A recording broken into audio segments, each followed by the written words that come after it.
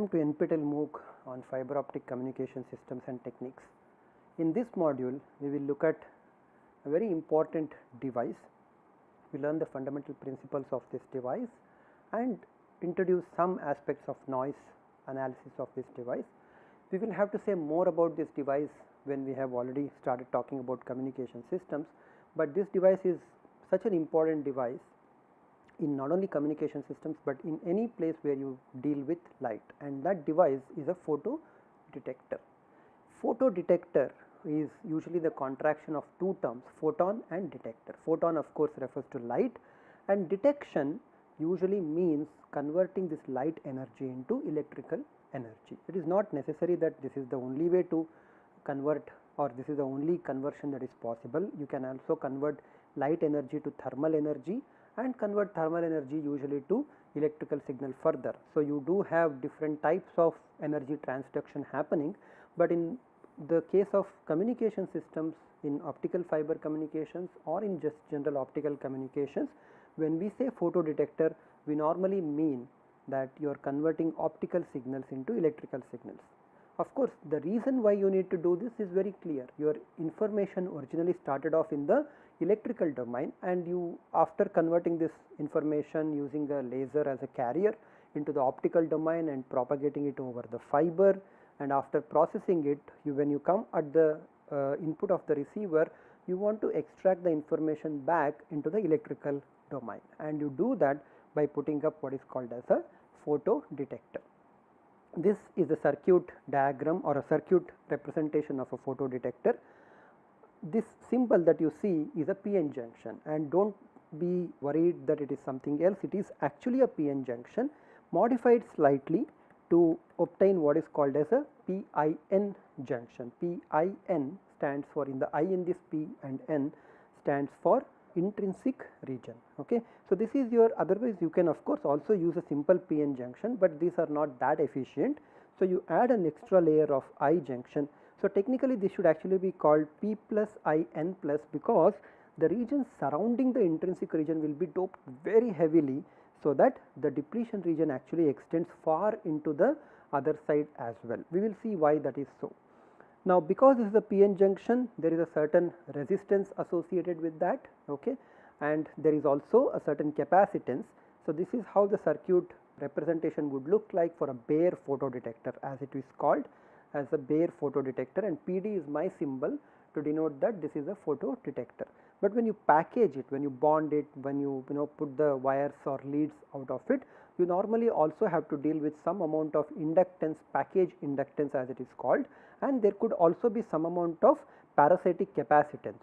Okay. So, you can include that parasitic capacitance into CD itself, and there could also be some packaging resistance in case you wish to have it, or usually this is the load resistance, assuming that the package resistance which comes off by the soldering and other things can be kind of neglected.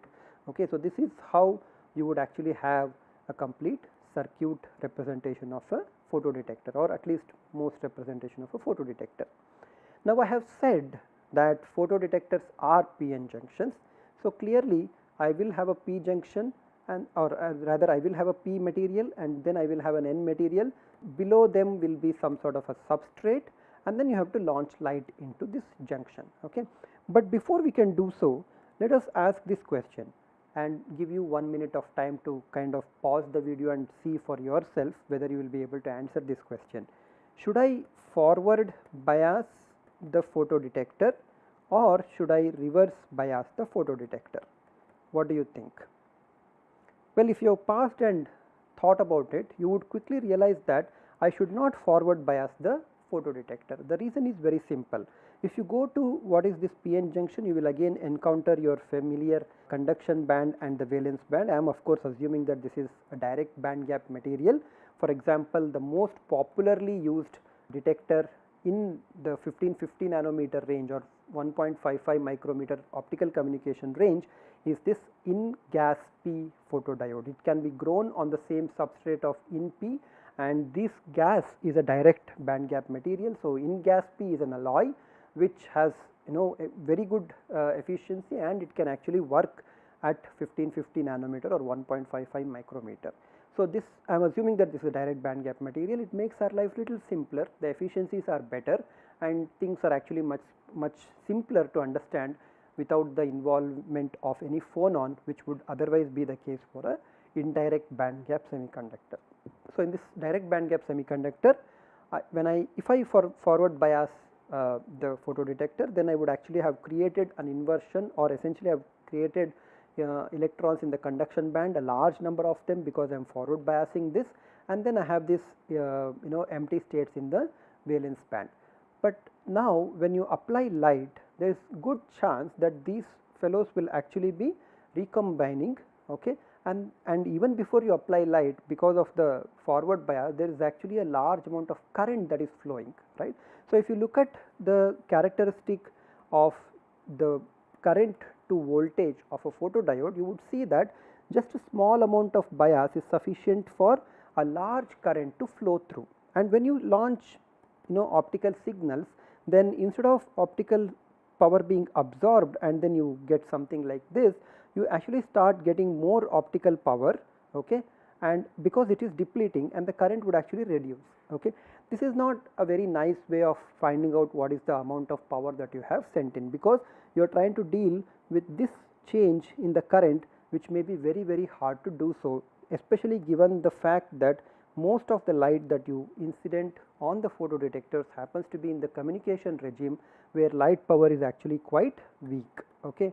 So, this is not a very good way of operating this particular device in order to make it into a photodetector. What you want is to have a current, which we will call as IPH, which stands for the photocurrent, to be proportional to the optical power that is incident, okay. So, to the optical power that is incident, you must generate certain amount of current. It is interesting that it is the optical power that goes in, not the electric field. The reason is very simple.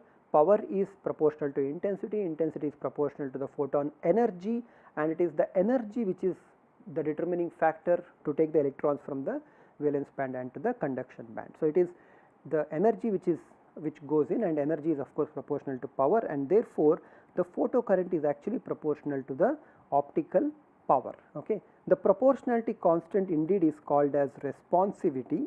We will talk about that proportionality constant, which is denoted by this symbol R very shortly, but let us get back to this basic idea. So, I need to have a situation where the current that is flowing in the circuit is the result of only the optical power. Of course, in a practical case you cannot satisfy that one, but if you have a PN junction that looks like this, by applying reverse bias, what you would do is you would actually increase the band gap and then widen the depletion layer, okay. So, when you widen the depletion layer and then somehow create an electron and a hole pair here by shining light onto this depletion layer, because this is N type region, this is P type region, there is an electric field, a built-in electric field which is very strong, okay, and it is strong because you have also increased the depletion layer and increased the bias, reverse bias onto this. So, the photodiodes are to be reverse biased,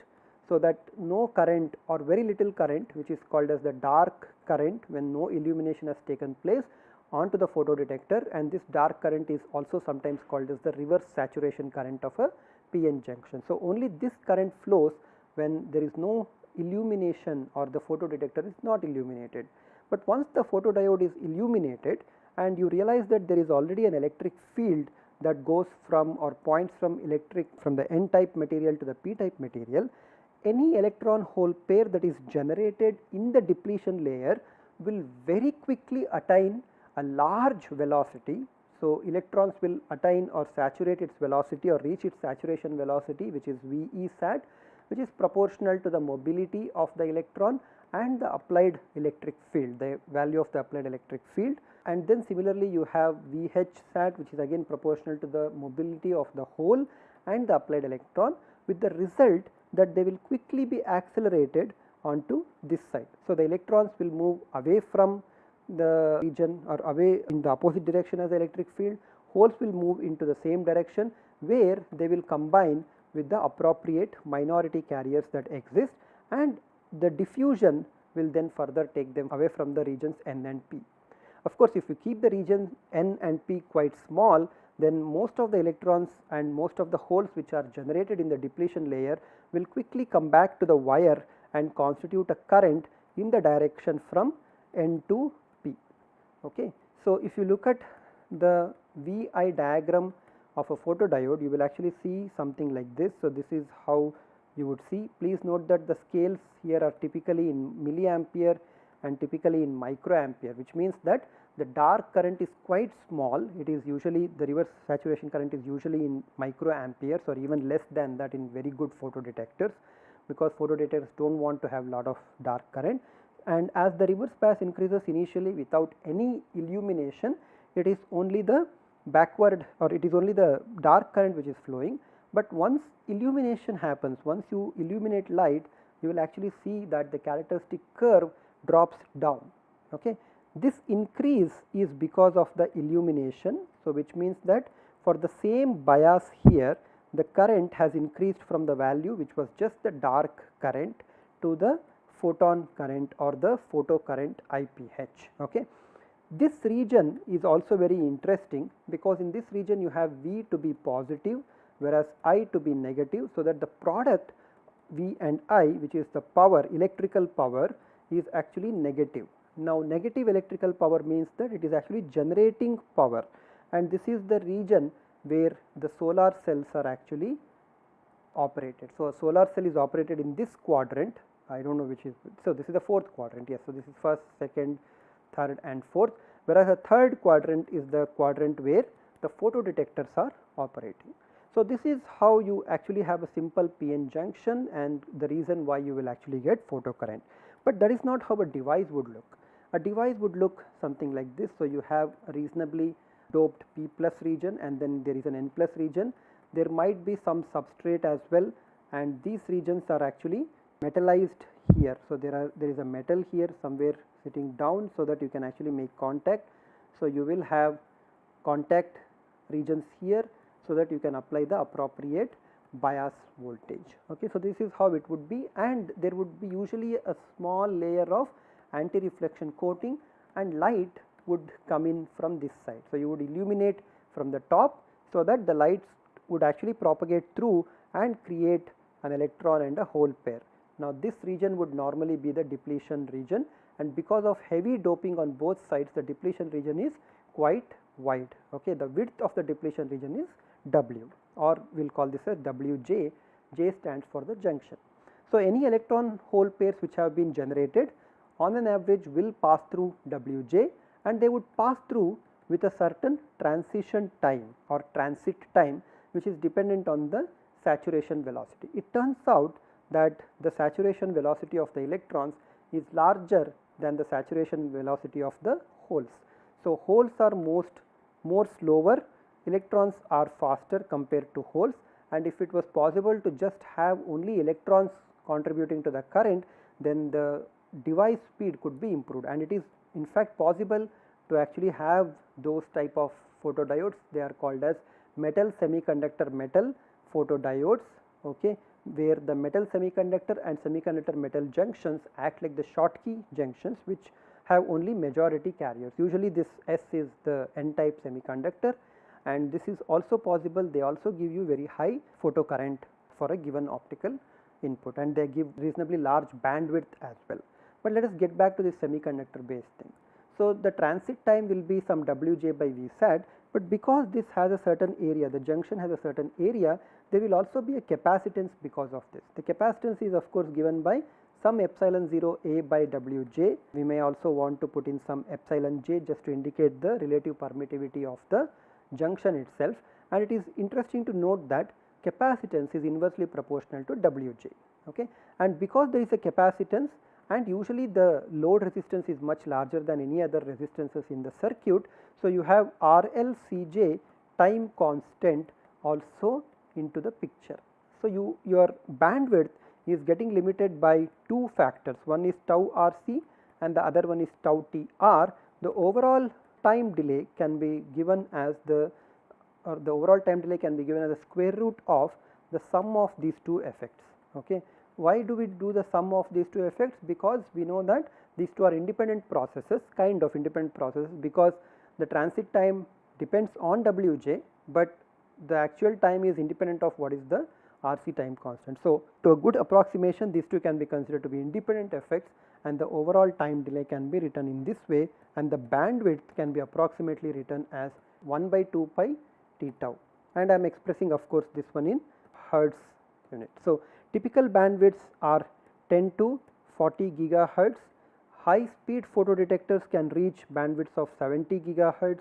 These days even 100 gigahertz to 150 gigahertz bandwidths have been demonstrated, but please note that these are bare photodetector bandwidths. Okay, when you put them into a circuit, the amplifier circuitry, the passive components of the circuit actually push down the bandwidth considerably. So, if you want to get somewhere around 2 gigahertz bandwidth, okay, you actually start with a photodiode which can give you about 10 gigahertz bandwidth. So, if this is your desired overall bandwidth, then you start with a very high bandwidth photodiode, and then after you assemble the circuit, this will actually drop. Now, if you have examined this Cj capacitance and tau Tr, you would realize something very interesting. Tau Tr, which is the transit time, right. So, this transit time is dependent on the junction width and the saturation velocity. This is something that you cannot do except increasing the V bias, so that the electric field actually increases quite large. Okay. And of course, this electric field also increasing quite large, but if this Wj is very wide, then there is no point in increasing this electron, because the transit time anyway will increase. Okay. But increasing Wj has a good thing, right. Increasing Wj will lead to lower Cj, of course increase tau transit time, and overall bandwidth will now be affected again. So, there is a certain optimum value of Wj that people use in order to balance out the required time constant tau Tr and the time transit time tau Tr and the RC time constant tau RC. So, you do have this combination or the optimization that is going on. However, for high speed operation, it turns out that you have to reduce Wj even when you tolerate some amount of increase in the capacitance. That is all right, because increase or decreasing Wj has a significant effect in increasing or reducing tau Tr, which is usually the major limiting factor in the bare photodetector bandwidth. Okay. But when you increase Wj very short, there is also additional advantage of that. Increasing Wj means that a lesser value of V bias is required. So, you do not have to apply say bias voltages of 50-60 volts, you can apply bias voltages of 5 to 10 volts, and that reduces the static power consumption of these devices. So, or rather the voltage requirements of these devices. But when you reduce Wj, how do you actually couple light? Well, if you were to try and couple light from the top, there are a couple of things that you need to take care. One is that this P plus region and the N plus region that you have, right. So, these regions that you have to be made transparent to light. If they are not transparent, then photons will be absorbed here. In fact, there will be diffusion currents because of some absorption that goes in the P and the N region, and all this absorption would reduce the effective power reaching the depletion layer here, and it is the power that reaches the depletion layer which creates the primary electron and holes, which determine what is the amount of current that can be generated for a given optical power. Okay. And that is characterized by what is called as external quantum efficiency. Quantum efficiency internal or just the quantum efficiency is defined as the efficiency with which the electron hole pairs are created for a given photons that are incident. So, when you send photons, how much of these photon or a single photon if you send, what is the efficiency with which these electron hole pairs are created. But we know that it is not just creation of the electron hole pairs that is important, but these electron hole pairs have to traverse the junction to form the photocurrent. Okay. And the external quantum efficiency actually measures that. When you launch light or when you send light from the top, some portion of the light will actually get reflected away, and the remaining portion will be absorbed into the material, the first material. So, you have say P0 as the launch power of the optical power, P0 times 1 minus R, where R is the reflection coefficient, power reflection coefficient at the front end surface, times P0, 1 minus R times P0 will be launched into the or will be absorbed by the P plus region, where if you assume that you have a region e power minus alpha p WP kind of an absorption going on, then the power steadily decreases 2 when before it reaches the junction itself. But at the junction, if the junction were to be absorptive type of a junction, then e to the power minus alpha j Wj would be the absorption, but 1 minus of this one will be the actual thing that is actually transmitted. So you see that there are 3 factors over here which determine the quantum efficiency. Of course, this is to be divided by P0. This is the amount of power that is available for the optical signals to generate the equivalent current, and when you divide this value by P0, the fraction of the power that is reaching into the depletion region which creates the electron hole pairs is what we normally call as the external quantum efficiency, or simply the quantum efficiency of the diode. Okay. So, there are clearly 3 factors. The first factor is 1 minus R, and it can be made equal to 1 by making R equal to 0, which is what an AR coating, an anti-reflection coating at the top of a PN junction would make. You can reduce WP, okay, or you can reduce alpha p, so that this exponential factor will become equal to 1. The way to do this one is to actually use a material which is transparent to this photon that is coming in. So, you actually use P plus and N plus regions which are actually transparent, therefore, there is no loss in photon absorption over here. Okay. And then when you increase Wj, you are going to increase the possibility of absorbing more, but increasing Wj again has lot of problems, as we have talked about. It will increase significantly the value of tau Tr, although decreasing tau Rc, but this is an optimization that one needs to perform. Okay. Most photodetectors are actually what is called as P plus and I plus and a N plus regions. Okay. Because this is N plus and P plus, and the central region is what is called as an intrinsic region. Okay. The depletion layer, because of P, extends far away into this region and N plus region extends far away into this. In fact, sometimes the doping is so heavy that the depletion layer actually extends all the way to the other side, leading to what is called as punch through. Okay. So, some of these concepts are reasonably advanced, we do not want to go too detailed into this, but the essential idea is that in intrinsic region that is here which is present will lead to larger values of Wj and therefore increase the absorption. But you have to compensate for this increase in Wj by making this P plus region and the N plus region to be being completely transparent, so that this factor as well as this factor can be reduced, and you are only increasing this factor. Of course, the downside is that you still have to be limited by the amount of tau Tr, so you are actually trading off bandwidth, but increasing this one actually increases the efficiency with which you can absorb photons and therefore create a larger amount of current, photocurrent. Okay. So, that is what you are going to do. So, this is the typical PIN structure, and this is widely used. There are different structures for especially high speed. So, if you do not care about too much of photoelectron being generated or photocurrent being generated, then you can reduce Wj, but increase, or rather you have this transparent regions P plus and N plus as before, but instead of coupling light from the top, you couple light from the side.